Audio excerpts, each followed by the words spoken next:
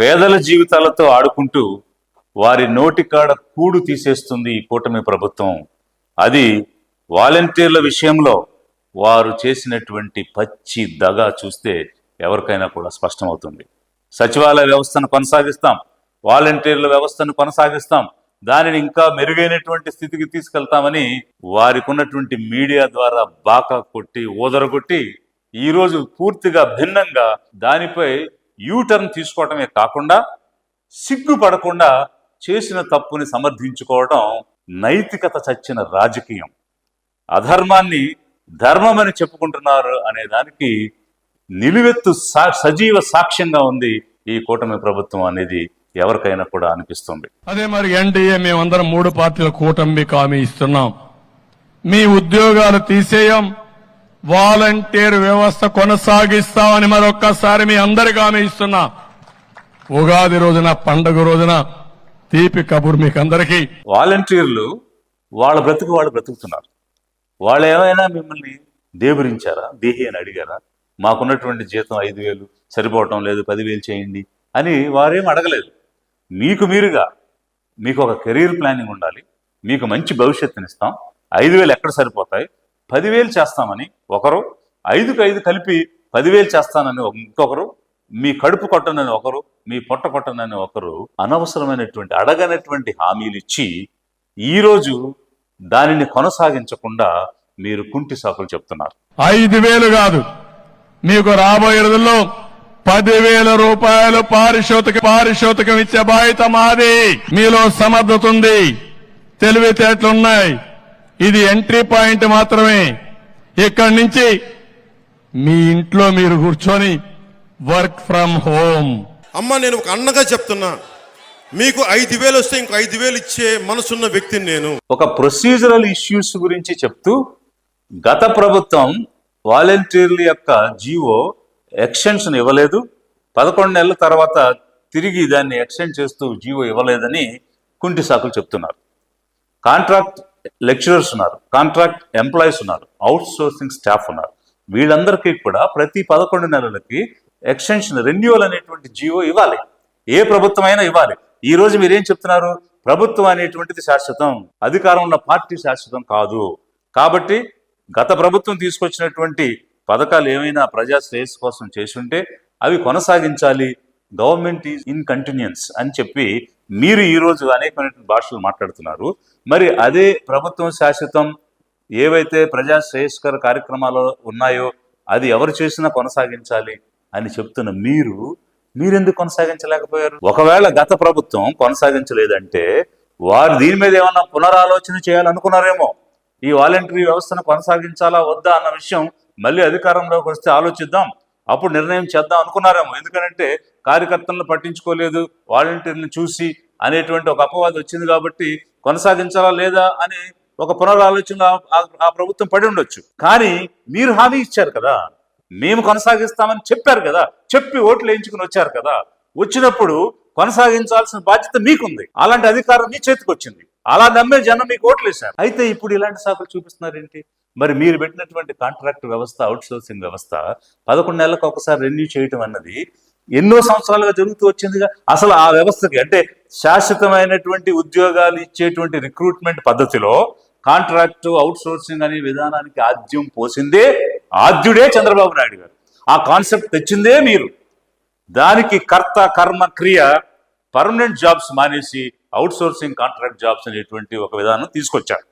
అయితే మరి ఆ విధంగా మీరు ఇచ్చిన తర్వాత గత ప్రభుత్వం 5 సంవత్సరాలు 11 నెలలకు ఒకసారి కాంట్రాక్ట్, అవుట్ సోర్సింగ్ రెన్యూ చేసుకుంటూ వచ్చింది. మీరు ఇచ్చారని వాళ్ళు ఆపేయలేదు కదా, మీరు ఇచ్చిన వాళ్ళు తీసేయలేదు కదా. మరి మీరెందుకు చేయట్లేదు? మీరు హామీ ఇచ్చి ఎందుకు మానేస్తున్నారు? ఇది నేను కంపారిజన్ కోసం మాట్లాడుతున్నాను తప్ప ఒకరికి ఫేవరెటిజంగా ఉండడం కోసం నేను మాట్లాడటం లేదు. నేను వాలంటరీ వ్యవస్థలో పేదలకు జరిగిన అన్యాయం చెప్తున్నాను. అది ఒకవేళ వైసీపీకి అనుకూలంగా ఉందని ఎవరైనా అనుకుంటే అది వారి కర్మ. లిబరేషన్ కాంగ్రెస్ పార్టీకి ఒక సిద్ధాంతం ఉంది. రాజ్యాంగంలో ఏ ఐడియల్స్ అయితే ఉన్నాయో మా పార్టీ రాజ్యాంగంలో కూడా అవే ఐడియల్స్ ఉన్నాయి. పేదల చేత, పేదల కోసం ఒక స్థిరమైనటువంటి ప్రభుత్వం ఏర్పాటు చేయాలన్నదే అధిక జనుల యొక్క ఆకాంక్ష. లిబరేషన్ కాంగ్రెస్ పార్టీ యొక్క లక్ష్యం. అందుకోసం మేము పనిచేస్తున్నాం. ఈ రోజు పేదలకు అన్యాయం జరిగింది కాబట్టే లిబరేషన్ కాంగ్రెస్ పార్టీ గొంతు విప్పి మాట్లాడుతుంది. 2.5 లక్షల మంది వాలంటీర్లు వీధిన పడ్డారు. నెలకి 5,000 రూపాయల జీతం ఇస్తానంటే పేదలు కాకపోతే ఎవరు వస్తారు? అలాంటి వారి నోటి దగ్గర కూడి తీసేశారు మీరు. ఆ ఒక్కొక్క కుటుంబంలో 3 అనుకున్న 7.5 లక్షల మంది ఈ రోజు వీధిన పడ్డారు. అది ఒకవైపు అయితే, వీళ్ళు అనేకమైనటువంటి సేవలు ప్రభుత్వం ద్వారా అందేటువంటి అనేకమైనటువంటి సంక్షేమ పథకాలు ప్రజల గుమ్మం దగ్గరికి, ఇంటి గుమ్మం దగ్గరికి తీసుకెళ్లి ఇచ్చారు. లేవలేనటువంటి ముసలి వాళ్ళకి, నడవలేనటువంటి ఫిజికలీ ఛాలెంజ్డ్ పీపుల్కి ఇంటింటికి వెళ్ళి ఇచ్చి వారి మన్నలను పొందారు. దాని ద్వారా ప్రభుత్వానికి దాని గౌరవం ఇనుమడింపజేసేటువంటి పనులు చేస్తూ ప్రజల మన్నలు పొందుతున్నారు. అలాంటి వారిని వీధిన పడేసేటువంటి పరిస్థితి తెచ్చారే, మీకు మనసు ఎలా ఒప్పింది? నాకైతే అర్థం కావడం లేదు. మన దేశంలో యూపీఎస్సీ అనేది ఒకటి ఉంది. అది అత్యంత ఉన్నతమైనటువంటి సర్వీసెస్ కి రిక్రూట్మెంట్ చేస్తుంది. ఐఏఎస్, ఐపీఎస్, ఐఎఫ్ఎస్ ఇట్లాంటి సెంట్రల్ సర్వీసెస్ అన్ని కూడా. వాలంటీరీ వ్యవస్థ, సచివాలయ వ్యవస్థ అన్న కాన్సెప్ట్ వైసీపీ మేనిఫెస్టోదే అయి ఉండొచ్చు. కానీ దానిని రూపకల్పన చేసి వ్యవస్థ నిర్మాణం చేసి నిలబెట్టినటువంటిది నేను, ఆ రోజు నాతో ఉన్నటువంటి గిరిజా శంకర్ అనేటువంటి నా కొలీగ్ ఐఏఎస్ ఆఫీసర్. మట్టి ముద్దను తీసి బొమ్మను చేసి అవయవాలు అమర్చి ఊపిరి పోసి జనజీవన స్రవంతిలోకి తెచ్చాం సచివాలయ వ్యవస్థని, వాలంటీర్ వ్యవస్థని మేము. అలాంటిది ఒక పారదర్శకతతో ఒక యూపీఎస్సీ చేసే రిక్రూట్మెంట్ సంవత్సర కాలం తీసుకుని 1,500 నుంచి 2,000 ఉద్యోగాలు ఇస్తుంది. అయితే 2 నెలల కాలంలో 60 రోజుల్లో అత్యంత పారదర్శకతతో చిన్న పొరపాటు కూడా లేకుండా 1,31,000 పర్మనెంట్ జాబ్స్ రిక్రూట్ చేశాం. 2.5 లక్షలకు పైగా వాలంటీర్లను రిక్రూట్ చేశాం. మేము చేసినటువంటి రిక్రూట్మెంట్ లో ఎక్కడైనా ఏదైనా చిన్న పొరపాటు జరిగినట్టు ఎక్కడైనా వచ్చిందా? ఎవరైనా రాజకీయ ఒత్తిళ్లకు లొంగి కానీ, లంచం ఇచ్చి కానీ ఉద్యోగాలు తెచ్చుకున్నాం అనేటువంటి వారు ఈ రోజు కూడా ఉన్నటువంటి సచివాలయ వ్యవస్థలో ఉన్న ఏ సచివాలయ కార్యదర్శినైనా, అక్కడ ఉద్యోగినైనా అడగండి, ఒక్కరైనా సరే అవును మేము ఒత్తిడి చేసి డబ్బు ఇచ్చి లంచం ఇచ్చి తెచ్చుకున్నాం అని చెప్పేవారు కనిపిస్తారేమో. అలాంటి పారదర్శకతతో ఒక రోస్టర్ విధానాన్ని పాటించి అన్ని వర్గాలకు కూడా సముచితమైన స్థానం ఇచ్చి 30% మంది మహిళలకు అవకాశం ఇచ్చి ఆ రోజు అత్యంత పారదర్శకమైనటువంటి రిక్రూట్మెంట్ మేము చేశాం. వాళ్ళు అనేకమైనటువంటి సేవలు నీతిగా, నిజాయితీగా, నిస్వార్థంగా చేస్తూ వచ్చారు. ప్రజల యొక్క మన్ననలు పొందారు. ఇంటింటికి వెళ్ళి డేటా సేకరించారు. కెలామిటీస్లో అంటే విపత్తులు వచ్చినప్పుడు, వరదలు వచ్చినా, తుఫానులు వచ్చినా ఇంటింటికి వెళ్ళి బియ్యం ఇచ్చేటువంటి కార్యక్రమం. మరీ ముఖ్యంగా పెద్ద కెలామిటీ, ప్రపంచవ్యాప్తంగా వచ్చినటువంటి కెలామిటీ ఏంటంటే కోవిడ్-19. ఆ సమయంలో ఇంటి నుంచి ఎవరో బయటకు రానటువంటి సమయంలో, ఒకరినొకరు పలకరించుకోలేని సమయంలో, ఇంట్లో మనిషి చచ్చిపోతే దహన సంస్కారాలు కూడా వెళ్ళడానికి వెనుకాడినటువంటి సమయంలో వాలంటీర్లు వెళ్ళి ఇంటింటికి తిరిగి కావలసినటువంటివి సమకూర్చి వ్యాక్సినేషన్ చేసి మందులు ఇచ్చి ఇంజక్షన్లు చేయించినటువంటి పరిస్థితి ఈ వ్యవస్థ ద్వారా జరిగితే ప్రతి ఒక్కరు కూడా దాన్ని అభినందించారు. అంతేకాకుండా వీరు ఎక్కడి నుంచి వచ్చారు? కమ్యూనిటీలో నుంచి వచ్చారు. అంటే ఏ కమ్యూనిటీస్ అయితే ప్రభుత్వం సేవలు అందించాలో ఆ కమ్యూనిటీ నుంచి రావడం వల్ల మా ప్రజలకు మేము సేవ చేసే అవకాశం దొరికింది, స్వచ్ఛందంగా సేవ చేసే అవకాశం దొరికింది అని ఎంతో ఉత్సాహంగా పనిచేశారు. ఐక్యరాజ్య సమితి కానీ, వరల్డ్ బ్యాంక్ కానీ, నీతి ఆయోగ్ కానీ ఏం చెప్తుందంటే ఏదైనా కమ్యూనిటీ డెవలప్మెంట్ జరగాలన్నా, డెవలప్మెంట్ ప్రోగ్రామ్స్ ముందుకు తీసుకెళ్లాలన్నా ఆ కమ్యూనిటీలో నుంచే వాలంటీర్లు తీసుకుని, కమ్యూనిటీలో నుంచే స్వచ్ఛందంగా వచ్చే వాళ్ళని తీసుకుని పనిచేస్తే మరింత ఎఫెక్టివ్గా ఉంటుందని ఒకవైపు ఆ రకమైనటువంటి థీసిస్లు మనకు కనిపిస్తున్నాయి. మంచి చెడు అనేటువంటివి ప్రతి చోట కూడా ఉంటాయి, సమాజంలో ఉన్నాయి. ఒకవేళ ఎవరైనా పర్టికులర్ వాలంటీర్ పొరపాటు చేశాడంటే, లేదా రూల్స్ అతిక్రమించాడంటే, లేదు రాజకీయంగా వెళుతున్నాడు, బంధుప్రీతి చూపిస్తున్నాడంటే చర్యలు తీసుకోవచ్చు. మనం డిసిప్లినరీ యాక్షన్ తీసుకునేటువంటి పద్ధతి ఉంది, దాని ప్రకారంగా చేయొచ్చు. అంతేగాని వ్యవస్థ మొత్తాన్ని కూడా నిలుపుదల చేయడం అనేటువంటిది, దానికి తోడుగా యూటర్న్ తీసుకోవడం అనేటువంటిది ఏ విధంగానూ కూడా సబబు కాదు, సహించలేనటువంటి విషయం. మరి చంద్రబాబు గారికి ఇలాంటి యూటర్న్ తీసుకునే నైజం ఉంది, ఇచ్చినటువంటి హామీలు నెరవేర్చడు అనేటువంటి అపవాదం ఉంది. గతంలో ఎన్టీ రామారావు గారు పూర్తి మద్యపాన నిషేధం చేస్తే వీరొచ్చి ఆ మద్యపాన నిషేధాన్ని ఎత్తేశారు. సో ఇప్పుడు వాలంటరీ వ్యవస్థను ఉంచుతామని చెప్పి ఇప్పుడు ప్రభుత్వంలోకి వచ్చి ఆ వ్యవస్థను నిలుపుదల చేశారు. రిక్రూట్మెంట్ పూర్తయిన తర్వాత ఏ ఏ వర్గాల నుంచి ఈ ఉద్యోగ అవకాశాలు వచ్చాయని మేము ఒక అసెస్మెంట్ కూడా చేయడం జరిగింది. చూస్తే సచివాలయ ఉద్యోగాల్లో 80% ఎస్సీ ఎస్టీ బీసీ మైనారిటీసే వచ్చారు. వాలంటీర్ల ఉద్యోగాల్లో 80%కి పైగా ఎస్సీ ఎస్టీ బీసీ మైనారిటీలే వచ్చారు. ఎందుకనంటే పేదరికంలో ఉన్నటువంటి వాళ్ళు వాళ్ళే. కానీ ఈ వ్యవస్థ, ఈ వాలంటీర్ వ్యవస్థ ద్వారా వచ్చినటువంటి ఒక గొప్ప మార్పు ఏంటంటే, అంతవరకు ఉన్నటువంటి ఫ్యూడల్ వ్యవస్థ, భూస్వామ్య వ్యవస్థని, అదేవిధంగా ఆధిపత్య వర్గాల యొక్క పెత్తందారీ వ్యవస్థని ఈ వ్యవస్థ బ్రేక్ చేసింది. ఎందుకనంటే ఏ పనున్నా, ఏ సమస్య ఉన్నా నేరుగా సర్వీసెస్ పొందడం అనేటువంటిది ఒక బూర్జువా దగ్గరికి, ఒక భూస్వామి దగ్గరికి వెళ్ళి వాళ్ళు చెప్పులు విడిచి అయ్యా బాబు మాకు ఈ సమస్య ఉందని అడుక్కునేటువంటి పరిస్థితి కాకుండా, ఇంటికి వచ్చి నీకే సమస్య ఉంది, నీకే పథకం రాలేదు అని అడిగేటువంటి విధానంలో ఒక పారాడైమ్ షిఫ్ట్ అనేటువంటిది కలిగింది.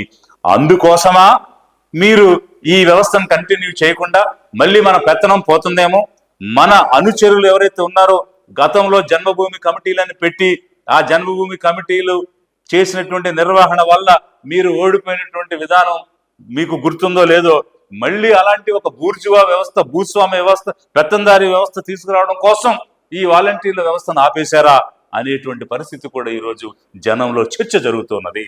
ఎన్నికల ముందు జరిగినటువంటి విషయం ఒకసారి పరిశీలిస్తే, వాలంటరీ వ్యవస్థ వల్ల అనేకమైనటువంటి ప్రభుత్వ సేవలు ప్రజలకు చక్కగా అందుతున్నటువంటి పరిస్థితిలో, ప్రభుత్వం యొక్క ఇమేజ్ పెరిగినటువంటి పరిస్థితిలో వీళ్ళు గనక కొనసాగితే మనము కూటమిగా గెలవడం కష్టం.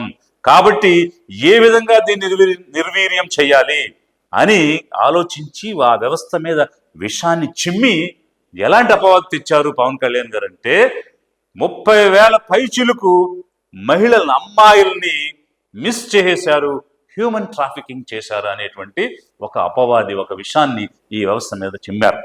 I'm challenging honourable PR minister mister Pawan Kalyan, if it is true, మీరు చెప్పింది నిజమైతే, 30,000 మంది మహిళలు మిస్ అయితే చర్య తీసుకోండి. ఈ రోజు ప్రభుత్వంలో మీరున్నారు. ఏ వాలంటీరా తప్పు చేశాడో క్రిమినల్ యాక్షన్ తీసుకోండి. 30,000 మంది మిస్ అయిన వారిని వెనక్కి తీసుకురండి. తప్పు చేసినటువంటి వాలంటీర్ మీద మీరు చర్య తీసుకోండి. అంతేగాని వ్యవస్థ మొత్తం మీద విషం చెమ్మకండి. మీరు కేవలం ఒక కుతంత్రంతో ఈ వాలంటీర్ల వ్యవస్థ ఉంటే గెలవలేమని వాళ్ళని డైవర్ట్ చేసి, మానసికంగా వాళ్ళని మరొక వైపు తిప్పి 10,000 ఇస్తామని చెప్పి ఆశ చూపించి పబ్బం గడుపుకుని ఏరు దాటాక తెప్ప తగలేసినట్టుగా వాళ్ళని వాడుకుని ఈ రోజు ఆ వ్యవస్థను నిలుపుదల చేశారు. 30,000 మంది అమ్మాయిలు మిస్సింగ్ అయిపోయారు. ఆంధ్రప్రదేశ్ లో వాలంటీర్స్ టీమ్ ని పెట్టారు. హ్యూమన్ ట్రాఫికింగ్ జరుగుతా ఉంది. వీళ్ళ ఇన్ఫర్మేషన్ వల్ల ఒంటరి మహిళల్ని వీళ్ళు టార్గెట్ చేసి ఆ ఇన్ఫర్మేషన్ కొంతమంది సంఘ విద్రోహ శక్తులకు ఇస్తే వాళ్ళని వీళ్ళు కిడ్నాప్ చేయడం గాని, ట్రాప్ చేయడం గాని జరిగి మిస్ అయిపోయారు ఇంతమంది. ఇది చాలా అన్యాయం. ఒక్కసారి వాలంటీర్ల యొక్క గొంతు వినండి. వాళ్ళు బయటకు వచ్చి, వీధుల మీదకి వచ్చి అయ్యా మా ఉద్యోగం తిరిగి ఇవ్వండి, మేము బ్రతుకు ఏడ్చలేకపోతున్నామని ఆర్తనాదాలు చేస్తూ ఉన్నారు. వారు మాట్లాడుతున్నది వింటూ ఉంటే హృదయం తరిక్కిపోతుంది. మరి మీకెలా మనసొప్పింది ఇన్ని లక్షల కుటుంబాలను వీధిని పడేయడం అనేటువంటిది నాకు మాత్రం అర్థం కాకుండా ఎంతో ఆశ్చర్యాన్ని కలిగిస్తుంది. ప్రజలు కూడా అర్థం చేసుకోవాలి, జనం కూడా గమనించాలి. ఇలాంటి బూటకపు హామీలు ఇచ్చి కొత్త ఉద్యోగాలు ఇవ్వలేదు సరికదా, ఉన్నటువంటి వాళ్ళని 2.5 లక్షలకు పైగా బ్రతుకుతున్నటువంటి వాళ్ళ నోటి దగ్గర కూడి తీసి వాళ్ళ పొట్ట కొట్టేస్తున్నారని అంటే ఏమి ప్రభుత్వం అనుకోవాలి? ఇది జనం ఆలోచించమని నేను కోరుతున్నాను. వాలంటీర్స్కి నేను ఒకటే చెప్తున్నా, నేను ఎప్పుడు మీ పొట్ట కొట్టను, నేను ఎప్పుడు కూడా మిమ్మల్ని కన్నీరు పెట్టే పని చేయను. లిబరేషన్ కాంగ్రెస్ పార్టీగా ప్రభుత్వాన్ని ఏమి డిమాండ్ చేస్తుందంటే, ఈ వ్యవస్థ ఎంతో చక్కగా పనిచేస్తూ ఉన్నది, అనేకమైనటువంటి ప్రశంసలు తీసుకొని వచ్చింది. మీకు చేతనైతే ఇంకా మెరుగుగా చేయండి, ప్రక్షాళన చేయండి. అంతేగాని అలా నిలుపుదల చేసి పేదల కడుపు కొట్టొద్దు, వాళ్ళ పొట్ట కొట్టొద్దు. తిరిగి ఈ వ్యవస్థను పునరుద్ధరణ చేయమని, వారిని కంటిన్యూ చేయమని లిబరేషన్ కాంగ్రెస్ పార్టీ డిమాండ్ చేస్తూ ఉన్నది. అంతేకాదు, వాలంటీర్లకు న్యాయం జరగకపోతే ఎంతటి ఉద్యమానికైనా లిబరేషన్ కాంగ్రెస్ పార్టీ వెనకాడదని కూటమి ప్రభుత్వాన్ని హెచ్చరిక చేస్తున్నాం.